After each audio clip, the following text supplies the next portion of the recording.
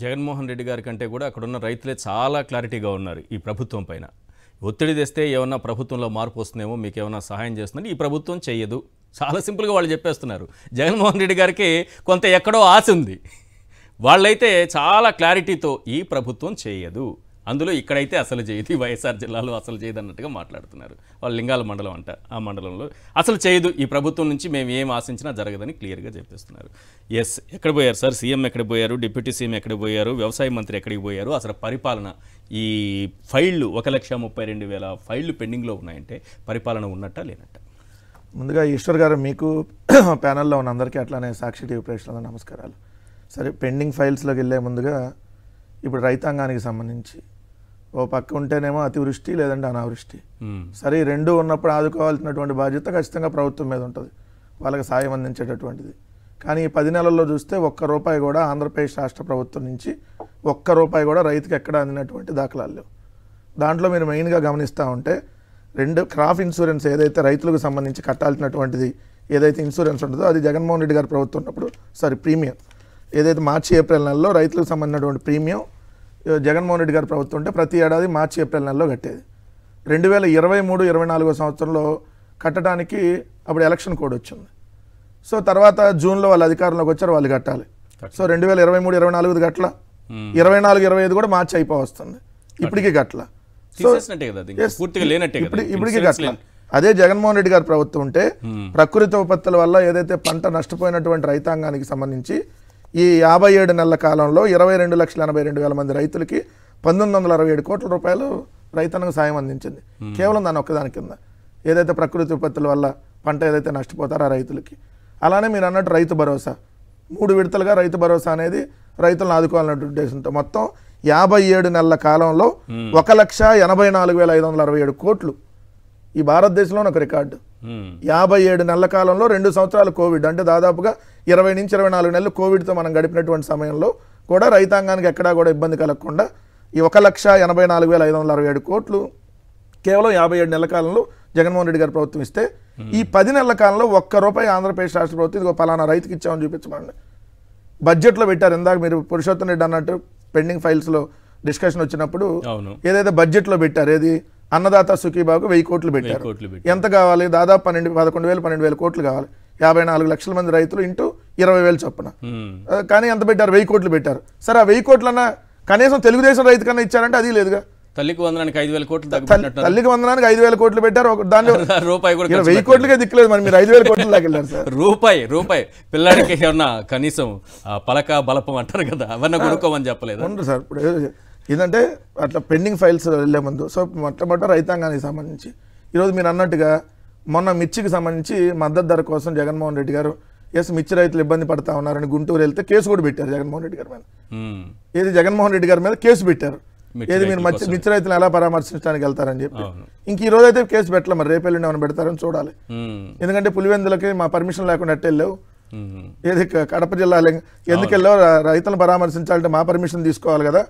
So ఎట్లా వెళ్తావు, మాకు చెప్పకుండా వెళ్ళామని చెప్పి కేసు పెట్టినా కూడా ఆశ్చర్యం లేదు. ఎందుకు చెప్పాలి? ఎందుకంటే మీరు ఏమైనా సినిమాలు చూసినప్పుడు సినిమాలో సీన్ నచ్చి మీకు ఎవరైనా పంపించి దాన్ని ఫార్వర్డ్ చేయమాకండి, కేసులు పెడతారు. సినిమానా? మొన్న ఈ మధ్య హత్య అనే సినిమా అని అమెజాన్ ప్రైమ్లో వస్తే ఆ హత్య సినిమాలో ఏదైతే సినిమాలో ఉన్న సీనుల్ని వాట్సాప్లో ఫార్వర్డ్ చేశారని కేసు పెట్టారు. ఈ భూప్రపంచంలో ఒక వింత కేసు. నాకు తెలిసి ఈ భూప్రపంచంలో ఎప్పుడు ఎక్కడ ఇట్లాంటి కేసు నమోదు కాదు. ఆ సినిమాలో సినిమా సీన్లు నచ్చి ఫార్వర్డ్ చేస్తే దాన్ని కేసు పెట్టారు. సినిమా సీన్లు సోషల్ మీడియాలో బాగా విపరీతంగా ట్రెండ్ అవుతుంటాయి, తిరుగుతూ ఉంటాయి కదా, ఎవరికైనా ఫార్వర్డ్ చేసుకుంటారు. అది భూప్రపంచంలో అందరికి ఉన్న హక్కు, ఫార్వర్డ్ చేసుకోవచ్చు. ఆ సెన్సార్ పర్మిషన్ తీసుకునే సినిమా తీశారు. సో ఆ సినిమాలో సీన్లు 100 సార్లు కాదు 1000 సార్లు చూడొచ్చు, ఎవరికైనా ఫార్వర్డ్ చేసుకోవచ్చు, ఎన్నిసార్లు అయినా చూడొచ్చు. కానీ దాన్ని ఫార్వర్డ్ చేస్తే కేసు పెట్టారంటే అదే చెప్పట్లా. ఈ ఆంధ్రప్రదేశ్లో ఎంత కేసులు ఇట్లానే ఉంటాయి. 2017లో మా అన్నో బావాలు తెగించి మరి రైతుల దగ్గరికి వెళ్ళాలి. ఇప్పుడు రైతులు ఖచ్చితంగా వెళ్ళాలి. వ్యవసాయ మంత్రి కదా వెళ్ళాలి, లేదా సీఎం వెళ్ళాలి కదా, లేదా డిప్యూటీ సీఎం కదా వెళ్ళాలి. ఒక మాట, వాళ్ళు వ్యవసాయ మంత్రులు గానో వాళ్ళు సీఎంలు గానో వాళ్ళు ఏదో అలా ఏది ఉత్సవ విగ్రహాల్లాగా ఉండొచ్చేమో. కానీ జగన్మోహన్ రెడ్డి గారు అధికారం ఉన్నా లేకపోయినా, అధికారం మేము ఎక్కువ రోజులు అధికారంలో లేము, మేము కేవలం 5 ఏళ్ళు అధికారంలో.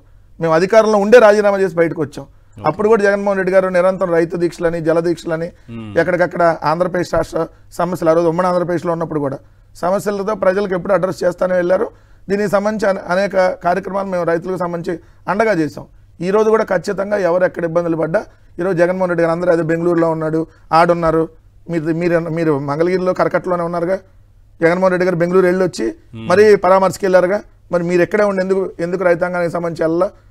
సో ఇక్కడే కాదు సార్, అనేక చోట్ల ఉంది. ఇదే గుంటూరు జిల్లాలో కూడా కొన్ని చోట్ల అరటికి సంబంధించి దెబ్బతిని ఉన్నాయి. సో అక్కడ అరటికి గిట్టుబాటు ధర లేదు. మరి మీ కోతవేడి దూరంలోనే కదా, ఎందుకు ఇప్పుడు వరకు పోలా? సో వీళ్ళకి ప్రజలు అవసరంలా. సో వాళ్ళకి కావాల్సింది అధికారం వచ్చింది, ఈ 5 ఏళ్ళు ఉంటుంది, తర్వాత పోద్దని వాళ్ళకి తెలుసు.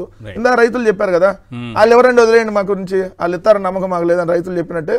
సో వీళ్ళు కూడా మళ్ళీ వస్తాం అనేది వాళ్ళకి ఉండదు కాబట్టి క్లారిటీ.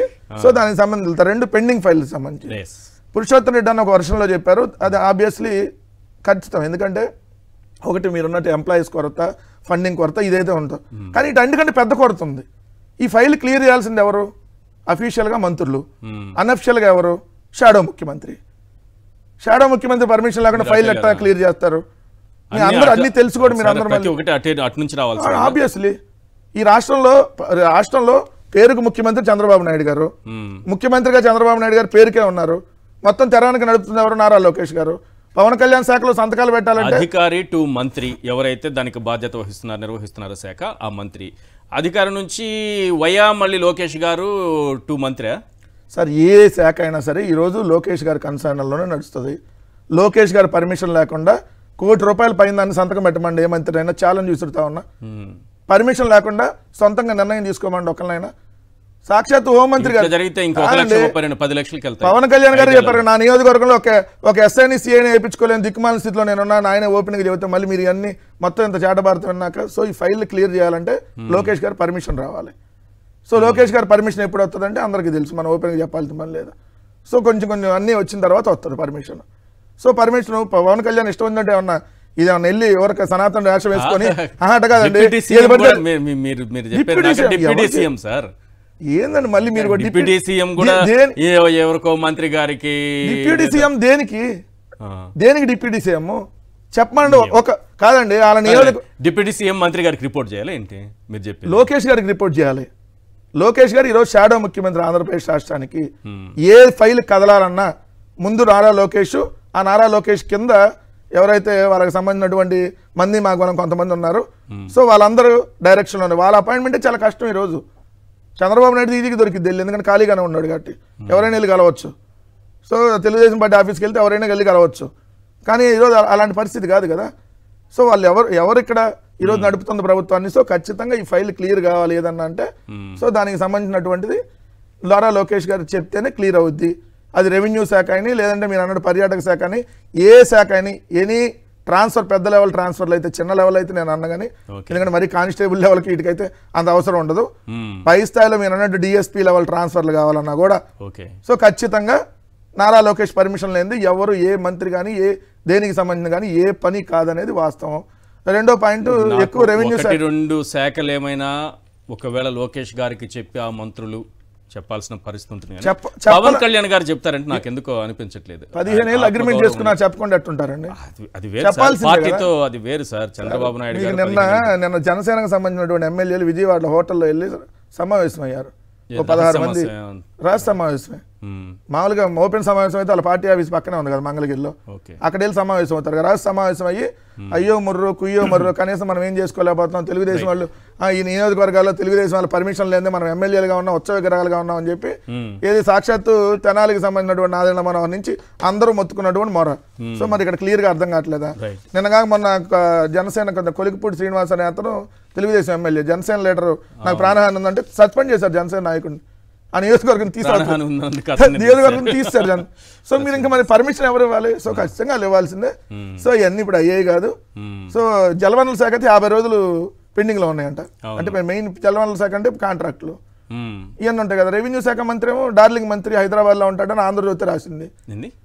రెవెన్యూ శాఖ మంత్రి పేరు డార్లింగ్ మంత్రి, ఆయన హైదరాబాద్ లో ఉంటాడు, హైదరాబాద్ లో ఫైల్స్ క్లియర్ చేస్తున్నాడు తెలంగాణ గవర్నమెంట్ లో కూర్చొని అని ఆంధ్రప్రదేశ్ రాష్ట్ర మంత్రి ఒక స్టార్ హోటల్లో కూర్చొని మొన్న వార్త కూడా రాశారు కదా.